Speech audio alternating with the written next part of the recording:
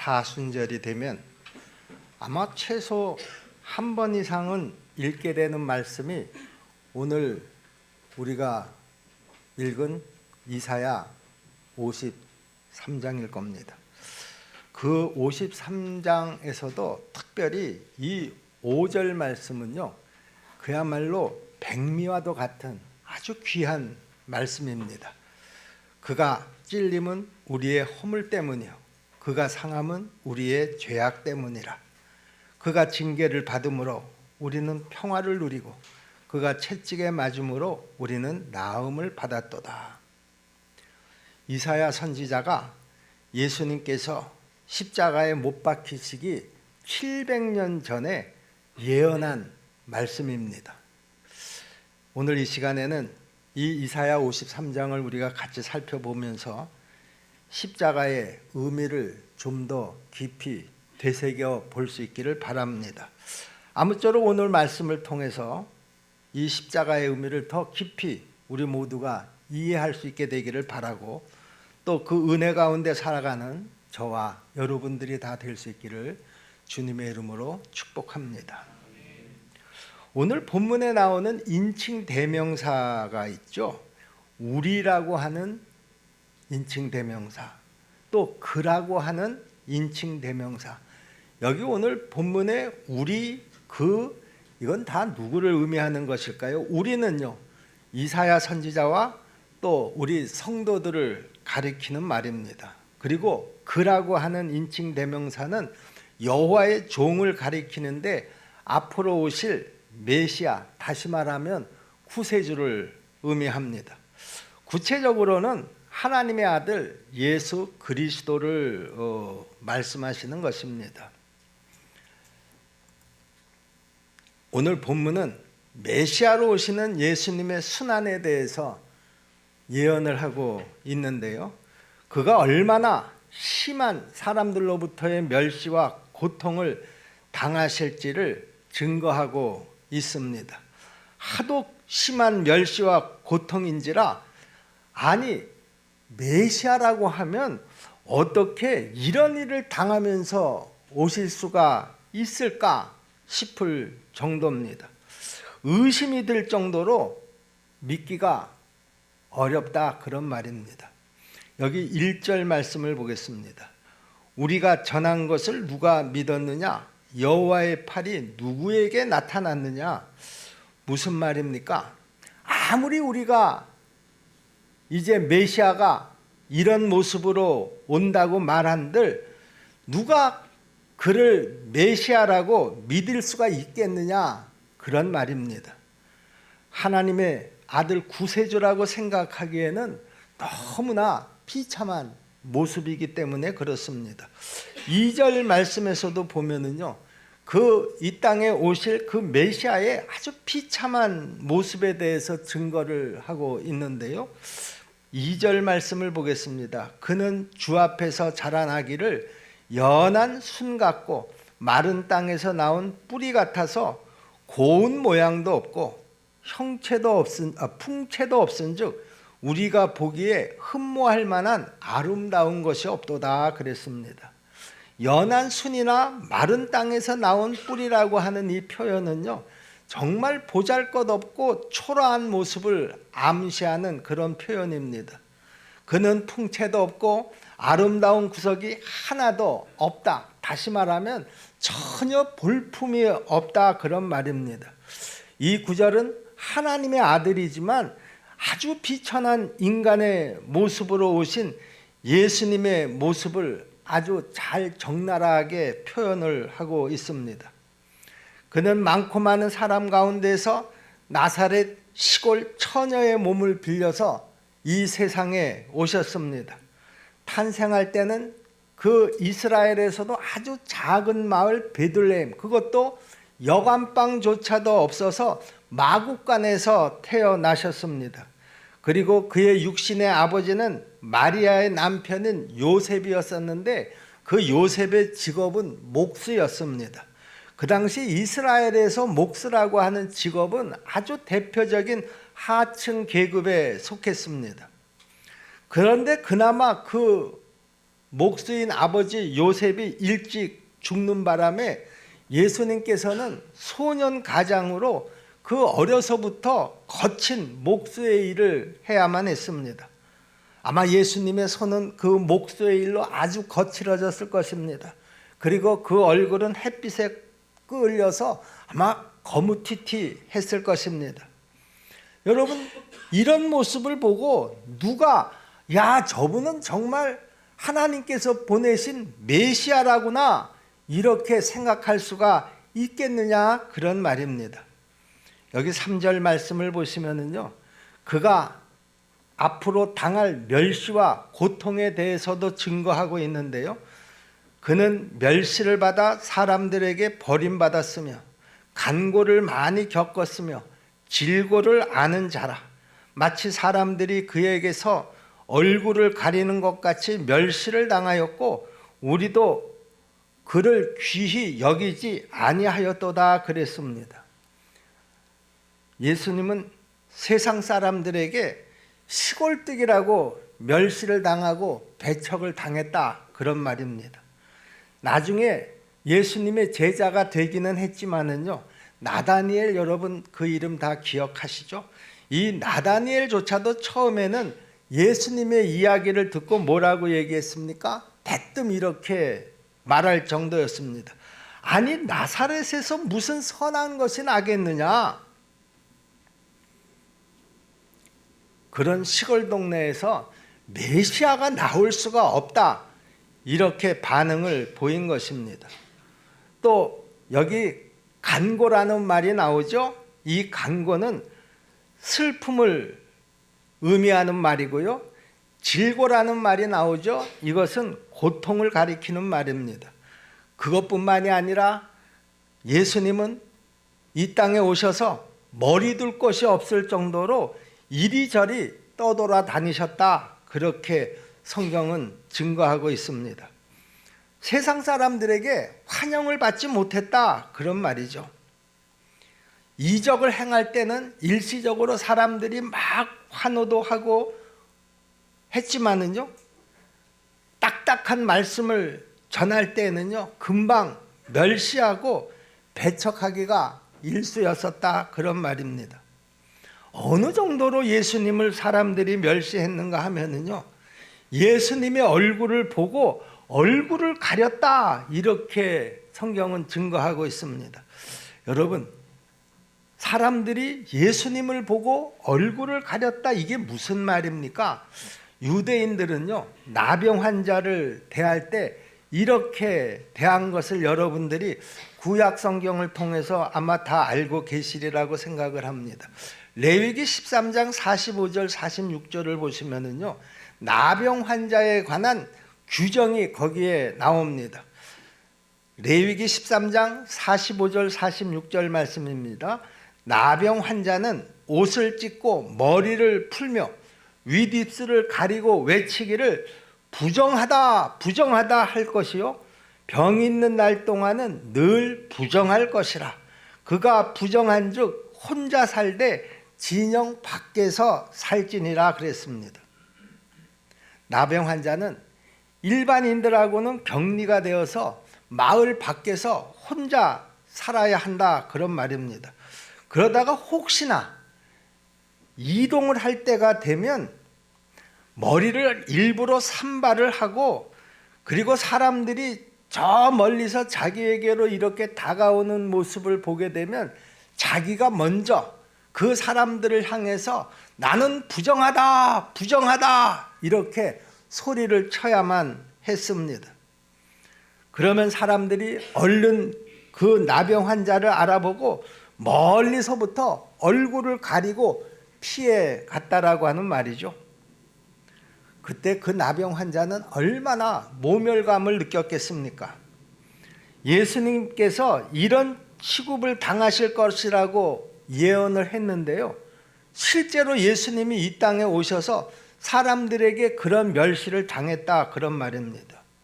특히 예수님께서 로마 군병들에게 체포가 되어서 이리저리 끌려다니면서 수모를 당하시고 갖은 조롱을 다 받으셨습니다. 여기 5절 말씀을 다시 한번 보겠습니다. 그가 찔림은 우리의 허물 때문이요 그가 상함은 우리의 죄악 때문이라. 그가 징계를 받음으로 우리는 평화를 누렸고 그가 채찍에 맞음으로 우리는 나음을 받았도다. 여러분, 여기에서 찔림이라고 하는 것은 로마 군병들에게 끌려가서 창에 찔리신 것, 가시면류관의 그 날카로운 가시에 찔리신 것, 그리고 마지막에는 십자가에 못 박히신 것을 예언한 것입니다. 또 상함이라고 하는 말은 무슨 뜻이냐? 매를 맞아서 뼈가 다 으스러져 버렸다, 그런 말입니다. 징계라는 말은 무슨 말이냐? 체벌을 당해서 아주 혹독한 고통을 당했다, 그런 말입니다. 채찍에 맞음이라는 것은 큰 상처를 입게 된 것을 의미하는 말입니다. 여러분, 고대 로마의 채찍은요, 그 채찍 가죽 끄트머리에다가 아주 날카로운 쇠붙이를 달아서 그 채찍으로 사람을 후려치면 그 가죽 채찍 끝에 달린 그 쇠붙이가 그 몸에 살에 딱 꽂혀서 살점이 뚝뚝 떨어져 나가고 온 몸이 피투성이가 돼버리고 마는 것입니다. 그 고통이 얼마나 컸을지 우리는 도저히 상상조차도 할 수가 없습니다. 아마 몸에는 온통 선혈이 낭자했을 것입니다. 그러면 과연 예수님이 이런 멸시와 고통을 당해야만 하는 이유가 그러면 뭘까? 그것은 바로 우리를 대신해서 그런 고통을 당했다라고 하는 것이죠. 모든 인간은 죄인이라는 사실입니다. 로마서 3장 10절 말씀이죠. 기록된 바 의인은 없나니 하나도 없으며 그랬습니다. 또 로마서 6장 23절에는 뭐라고 그랬습니까? 죄의 삭은 사망이라고 말씀합니다. 여러분, 죄의 결과로 모든 인간은 영적으로 사망이 되었고요, 육적으로도 사망에 이르게 되고요, 그리고 영원한 사망을 당할 수밖에 없게 되었습니다. 온갖 저주도 당하게 됩니다. 그 근본 원인이 뭡니까? 다 인간의 죄 때문인데요, 예수님께서는 우리 인간의 이 죄의 문제를 해결하기 위해서 우리를 대신해서 그 멸시를 당하시고 그 고통을 당하시고 마침내는 십자가에서 피 흘려 죽으신 것입니다. 우리는 이것을 가리켜서 대속 그렇게 얘기합니다. 대신 내 죄를 속죄해 주셨다, 그런 말입니다. 대속이라는 말이 무슨 말이냐? 어떤 분들은 이 대속이라는 단어를 잘 이해를 못하시는 분들이 있는데요, 대속이라는 것은 이런 의미를 가지고 있습니다. 여러분, 아마존 같은 정글의 강에 가보면은요, 피라니아라고 하는 식인어가 떼를 지어서 서식을 하고 있다고 하죠. 식인어가 뭡니까? 동물을 잡아먹는 물고기다, 그런 말입니다. 심지어는 사람까지 잡아먹습니다. 양이나 소떼가 강을 건너면 한꺼번에 그 강에 있던 수백 마리, 수천 마리의 피라니아가 그 목표물을 향해서 달려들어서 이빨로 물어뜯습니다. 그리고 금세 그 양이나 소 한 마리가 뼈만 앙상하게 남게 됩니다. 아마 여러분들도 그 TV를 통해서 그 아마존 강의 피라니아의 그 모습을 아마 보셨으리라고 생각을 합니다. 얼마나 무서운 식인어인지 모릅니다. 어느 선교사가요, 그 아마존 지역에 선교를 갔는데요, 그런데 강을 건너려고 하는데 물속을 들여다 보니까 그 피라니아 떼가 득실득실합니다. 야, 이거 어떻게 이 강을 건널까 고민을 하고 있는데 마침 목동 한 사람이 소떼를 이끌고 옵니다. 그 선교사가 그 목동에게 이거 도대체 피라니아가 저 지금 강바닥에 저렇게 버글버글 하는데 우리가 어떻게 이 강을 건널 수가 있겠느냐 그랬더니 그 목동이 웃으면서 걱정하지 마시고 나만 따라오세요. 이렇게 말을 하더라는 겁니다. 그 목동이 어떻게 하려고 하나 하고 지켜보는데 그 목동이 자기가 끌고 온 소 중에 한 마리를 그 강에다가 먼저 집어넣습니다. 그러니까 뭐 피라냐 떼가 그냥 달려들어와서 사정없이 그 강물에 먼저 들여보낸 그 소를 뜯어 먹습니다. 그러는 동안에 목동은 나머지 소떼를 몰고 강을 무사히 건넜습니다. 물론 선교사도 함께 무사히 건널 수가 있었던 것이죠. 소 한 마리가 희생됨으로써 다른 모든 소들과 사람을 살려낸 것이죠. 이게 바로 대속의 원리라는 것입니다. 예수님이 우리 대신 그 멸시와 고통을 당하시고 마지막 십자가에 못 박혀서 죽으신 것입니다. 4절 말씀을 봅니다. 그는 실로 우리의 질고를 지고 우리의 슬픔을 당하였거늘 우리는 생각하기를 그는 징벌을 받아 하나님께 맞으며 고난을 당한다 하였노라 그랬습니다. 그분이 고난 당하신 것이 우리를 위해서 그렇게 고난을 당하셨는데 우리는 그것을 몰랐다라고 하는 것입니다. 그런데 이제 이 사실을 깨닫고 믿게 되었으니 얼마나 송구스럽고 감사한 일이냐 그런 말입니다. 또 5절 말씀 우리가 앞에서 시작할 때 본 말씀이죠. 그가 찔림은 우리의 허물 때문이요 그가 상함은 우리의 죄악 때문이라. 그가 징계를 받음으로 우리는 평화를 누리고 그가 채찍에 맞음으로 우리는 나음을 받았도다. 여기에서 보면 그는 우리는 이런 표현이 반복되어서 나옵니다. 우리의 허물과 죄 때문에 예수님이 대신 그 고난을 받으셨고 그 결과 우리가 하나님과 평화를 누리고 자유를 얻게 되었다 그런 말입니다. 6절 말씀을 보겠습니다. 우리는 다 양 같아서 그릇 행하여 각기 제 갈 길로 갔거늘 여호와께서는 우리 모두의 죄악을 그에게 담당시키셨도다. 양은요 겉모습하고는 다르게요 아주 완고한 습성이 있어서요 제 마음대로 다니기를 좋아합니다. 자기 마음대로 다니다가 결국은 넘어지기도 하고 다치기도 하고 그리고 결국에는 죽게 됩니다. 우리 인간의 습성하고 거의 비슷하다 그런 말입니다. 우리가 죄악 가운데서 제멋대로 살았지만 그 죄악을 예수님이 대신 담당해 주셨다 그런 말입니다. 여러분 이것이 바로 대속입니다. 자 그러면 그 대속의 결과가 무엇이냐라고 하는 것이죠. 예수님께서 우리의 그 모든 죄를 다 감당하시고 그리고 이 땅에서 그 갖은 멸시와 고통을 다 당하시고 결국에는 십자가에 달려 돌아가신 그 대속의 결과가 뭐냐? 예수님과 믿는 내가 맞바꾸기를 했다. 맞바꾸기. 구약 시대의 제사법에 보면은요, 그 레위기에 이렇게 기록이 되어 있는데요. 그 레위기의 핵심 주제가 뭐냐? 속죄 제사입니다. 속죄를 위해서 어떻게 했습니까? 레위기 3장 7절 8절 말씀을 보시면은요.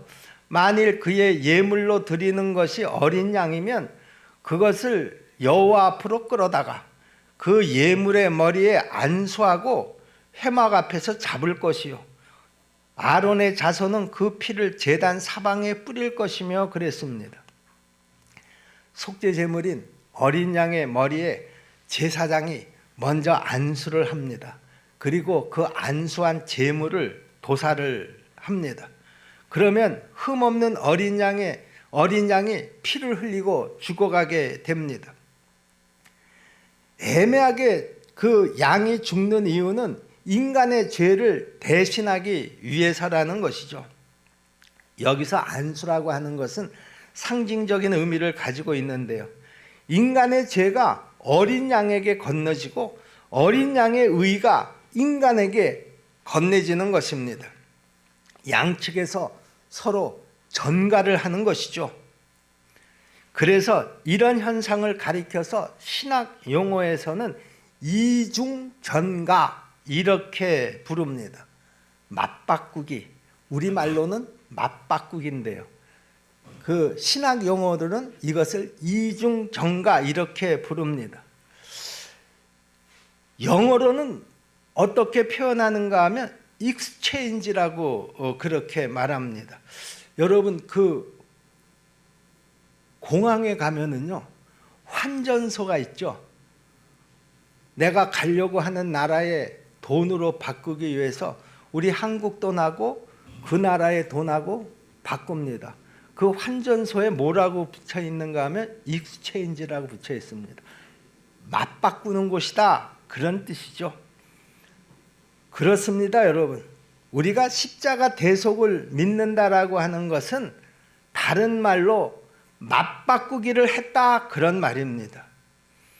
우리가 죄를 가지고 예수님 앞에 나아가면 예수님께서는 우리의 죄를 가져가 버리십니다. 요한복음 1장 29절 말씀이죠. 이튿날 요한이 예수께서 자기에게 나오심을 보고 이르되 보라 세상 죄를 지고 가는 하나님의 어린 양이로다. 우리가 이 사실을 믿으면은요 우리의 모든 죄를 우리 주님 앞에 다 내어놓고 맡길 수 있을 줄로 믿습니다. 그리고 대신에 예수님은 우리의 그 믿음을 보시고 당신의 의를 우리에게 주십니다. 고린도서 5장 21절 말씀이죠. 하나님이 죄를 알지도 못하신 이를 우리를 대신하여 죄로 삼으신 것은 우리로 하여금 그 안에서 하나님의 의가 되게 하려 하심이라. 맞바꿨다는 거예요. 우리의 죄를 예수님에게 다 드리고 예수님의 의를 우리가 대신 받았다 그런 말입니다. 이것이 바로 이중정가입니다. 그래서 믿음으로 우리가 의로워진다. 우리가 이것을 또 한자어로 뭐라고 얘기합니까? 이신칭의 이렇게 부릅니다. 이 이신칭의의 교리가 이렇게 성립이 되는 것입니다. 그러므로 이중정가로 칭의를 얻는 게 얼마나 중요한 일인지 모릅니다. 우리가 이 세상을 살 동안 하나님을 아버지로 모시고 그 은혜 가운데 사는 것도요 바로 이 칭의 이후에나 가능한 일이다 그런 말입니다. 그리고 언젠가 육체의 죽음을 맞이할 때 우리 영혼이 천국에 들어가려고 하면 이 칭의, 의롭다고 인정을 받는 이 칭의는 그야말로 필수적인 전제 조건이다 그런 말입니다. 비유해서 설명하면 이렇습니다. 여러분들이 천국에 당도하게 되면 그 천국 문 앞에서 천사장이 마치 우리가 외국에 입국할 이민국을 통과할 때처럼 우리 신원을 확인하고요 여러 가지 질문을 받게 될 터인데요 그 중에서 가장 중요한 질문이 뭐냐? 네가 죄인이냐 의인이냐 하는 것입니다. 여러분 천국은요 우리가 의인일 때만 입국이 가능한 줄로 믿습니다. 나는 그때 뭐라고 대답할 준비를 갖추고 있어야 한다라고 하는 것이죠. 원래는 내가 죄인이었었는데 예수님의 그 대속을 믿음으로 내가 의인이 됐습니다. 나는 의인입니다. 이렇게 여러분의 신분을 분명하게 밝히셔야 한다라고 하는 것이죠. 그러면 천사장이 분명히 이렇게 말할 겁니다. 천국 입국을 환영합니다. 우리 모두가 다 이 믿음으로 그 마지막 날 천국 입국을 환영받는 자들이 다 될 수 있기를 주님의 이름으로 축원합니다. 여러분 그런데요 십자가의 은혜가 결코 여기서 끝나는 것이 아니라는 것이죠. 그 십자가 대속을 통해서 죄를 의로 교환해 주실 뿐만이 아니라 죄의 결과인 온갖 저주들을 축복으로 교환해 주시는 것도 여러분 꼭 믿으시기를 바랍니다. 갈라디아서 3장 13절 말씀이죠. 그리스도께서 우리를 위하여 저주를 받은 바 되사 율법의 저주에서 우리를 속량하셨으니 기록된 바 나무에 달린 자마다 저주 아래에 있는 자라 하였음이라 그랬습니다. 예수님께서 우리의 죄를 짊어지고 대신 저주를 당하심으로 우리를 저주에서 구원해 주셨다, 이렇게 말씀합니다. 그리고 그 저주 대신 무엇을 우리에게 주셨다는 거예요? 죄 대신 의를 우리에게 주신 것처럼 저주 대신에 축복을 허락해 주셨다, 그런 말입니다. 예수님께서 우리에게 건네주시는 그 축복은요, 여러 가지 다양한 모습으로 나타납니다. 고린도서 8장 9절 말씀인데요, 우리 주 예수 그리스도의 은혜를 너희가 알거니와 부요하신 이로써 너희를 위하여 가난하게 되심은 그의 가난함으로 말미암아 너희를 부요하게 하려 하심이라 그랬습니다. 예수님은 천국의 왕자로서 모든 면에서 부요하신 분이십니다. 그런데 스스로 가난해지셨고 그 대신에 우리에게 부요를 허락하시는 줄로 믿으시기를 바랍니다. 영적인 부요만 주시는 것이 아니라 물질적인 부요도 우리에게 주시는 줄로 믿습니다. 그래서 5절 말씀을 보시면은요, 우리의 질병을 고치시고 치유하심을 또 증거를 합니다. 그가 찔림은 우리의 허물 때문이요 그가 상함은 우리의 죄악 때문이라. 그가 징계를 받음으로 우리는 평화를 누리고 그가 채찍에 맞음으로 우리는 나음을 받았도다. 베드로 전서 2장 24절에 보면 이 말씀을 그대로 또 인용을 하고 있는데요, 친히 나무에 달려 그 몸으로 우리 죄를 담당하셨으니 이는 우리로 죄에 대하여 죽고 의에 대하여 살게 하심이라. 그가 채찍에 맞음으로 너희는 나음을 얻었나니 그랬습니다. 그러므로 우리가 십자가 앞에 나아가면 질병 대신에 치유와 회복을 경험하게 될 줄로 믿으시기를 바랍니다.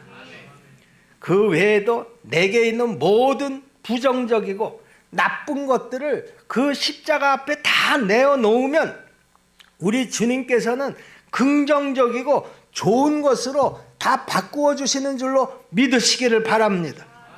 그 주님의 십자가 앞에 내 슬픔을 내어놓으면 그 슬픔 대신에 기쁨을 주시는 줄로 믿으시기를 바랍니다. 내 마음속에 불안을 내어놓으면 그 대신에 평안을 주시는 것을 믿으시기를 바랍니다. 절망을 내놓으면 그 대신에 소망을 주시는 것을 여러분 꼭 믿으시기를 바랍니다.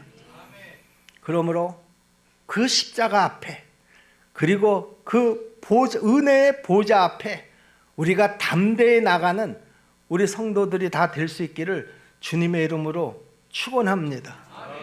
그 십자가 앞에 나가서 어떤 나쁜 것이라도 다 꺼내 놓으시기를 바랍니다. 그리고 더 좋은 것으로 다 교환해 가시기를 주님의 이름으로 부탁을 드립니다.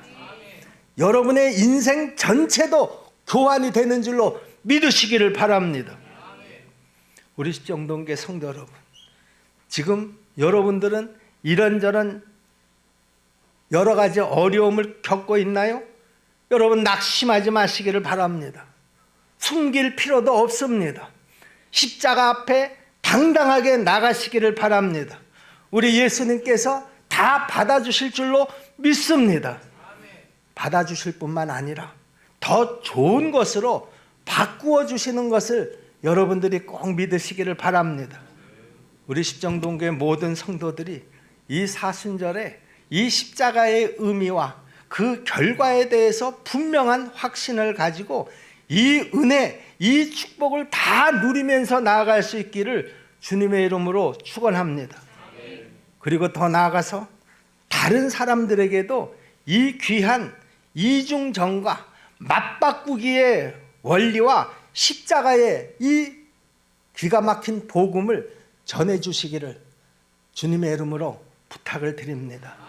이 기가 막힌 기쁜 소식을 우리가 가지고 있으면서도 아직 우리 가족 가운데 예수 믿지 않는 사람을 어떻게 그대로 내버려 둘 수가 있겠습니까?